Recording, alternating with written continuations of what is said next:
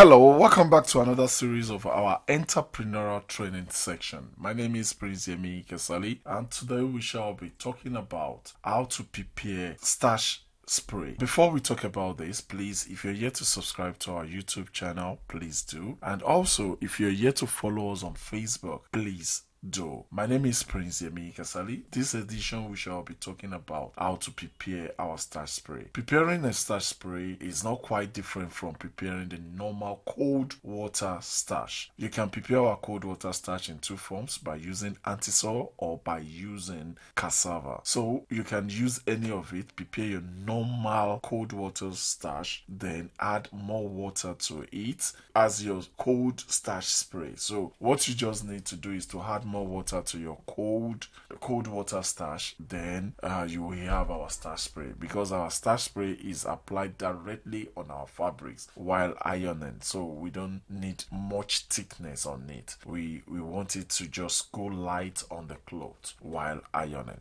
We will be talking about how to prepare a cold water starch without using cassava. We'll be making use of just 5 things. We need antisol. Antisol is our major ingredient in this. It's our starch. It's the replacement for cassava extract. Then we'll be having our whitener, which is PVA, will serve as our whitener in this production. Then we'll be having formalin. Formalin is going to be our preservative, so this would preserve our production for a long period. Then we have perfume. This is of choice. You can decide to add it, and you might decide not to add it, or you might decide, if you're selling, you might decide to have the one with perf and the one without perf. The reason is this: some people might not like your perf. Elsewise, some people are asthmatic, they don't love being around with all those skunk perf, while some choose the kind of perf they want. They want to use designer perf, so they want you to just give them any kind of perfume. But while some would always buy your starch, because when using starch you would have finished washing, we always use our starch in rinsing, so which means the perf will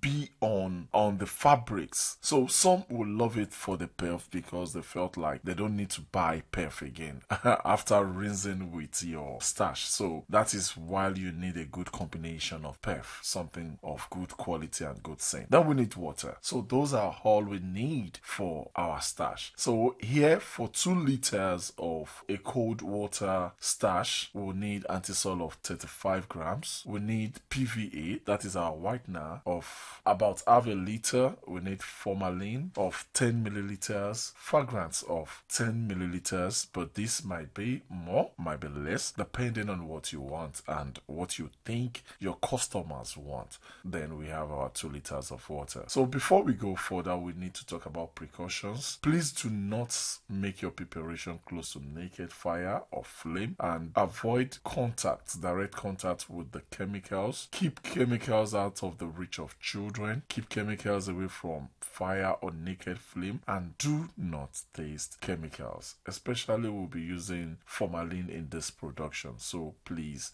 be very, very careful. Formalin is not good for health. Let's move into the preparation proper. But like I said before, if you're yet to subscribe to our channel on YouTube, please do. And if you're yet to follow us on Facebook, please do. Now let's move into the preparation proper. To prepare cold water starch, we need CMC, also known as antisol. We will be making use of PVA, also known as whitener, then our perfume. Then we have formalin. Formalin serves as our preservative. So these are the basic things we need for preparing cold water starch. We have to pour our water into our container. You might pour some of the water, that means the required number of water, and later use the remaining to mix. But I am pouring 2 liters, which I need right away. I have poured a liter, and this is the second liter. After pouring it in, we will be adding our CMC, which is known as antisol. Then the real job starts. The real job is to make sure that our antisol is well mixed with the water, immediately we start mixing it, it starts becoming thick. It becomes thicker and thicker as we mix it properly. Then the more time it's spent settling, the more thicker it becomes. So we'll be leaving this for 24 hours after mixing. So I'm mixing, the light is off right now. I should be taking this out so that you can see it properly. So this is my back door.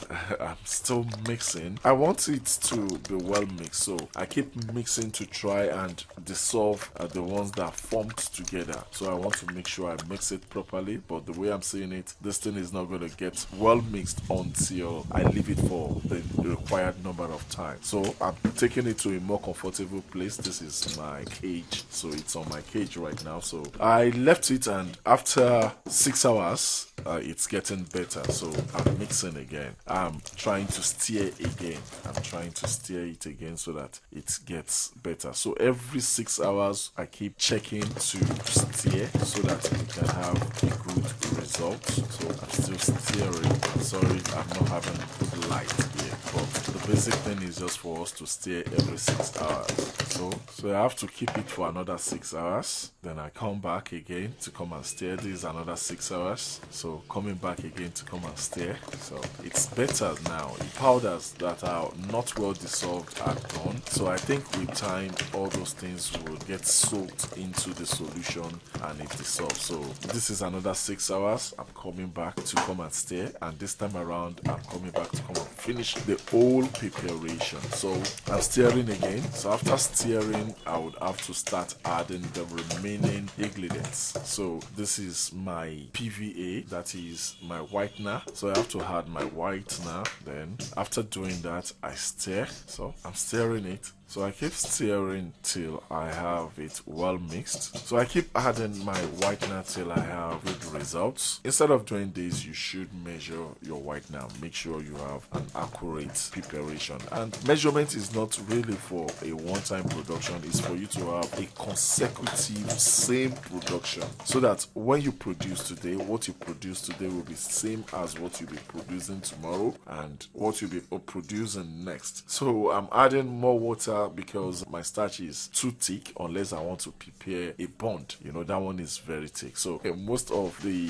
starch we buy outside is not as thick as this. So you can add more water in order to have your own taste of starch. That means what you want to sell, what you feel is good for you to sell. The more thick it becomes, the more expensive it will become. So it now depends on you. Are you selling quality things or are you selling quantity things? Our market differs, so you can add more water if you want. So I'll start adding other ingredients, and we have formalin. Formalin is what we'll be adding now. We are adding little formalin. Formalin is just to preserve the production so that it doesn't get contaminated. Then this is our perfume. We need perfume at least small in order to kill the scent of the formalin. Formalin is a little bit offensive, so we need perf to kill it. But it depends on your customers. You can add more perf, and you know, the more perf you add, the more the fabrics hold the perf, because most of the time you would have washed your clothes before rinsing it with starch. So that means the perf will stay long on the fabric, so you're not going to wash the perf away. So if your customers are those ones who loves perf, who does not mind the kind of perf you're using, or if you can get the actual perf that would attract your customers, I think you should put more perf. But otherwise, just add small in order to kill the odor of the formalin. So this is our starch, and that is all we have on starch. So all you just need to do is to close this again and keep for another 24 hours, stir and pack for usage. So we are back, and this is our starch. As you can see, it's still very thick. It's still more like a bond. If you love it this way, it's cool. And if you want to put more water, it depends on you. But this is our starch. Thank you very much. If you're yet to subscribe to our channel, please kindly do.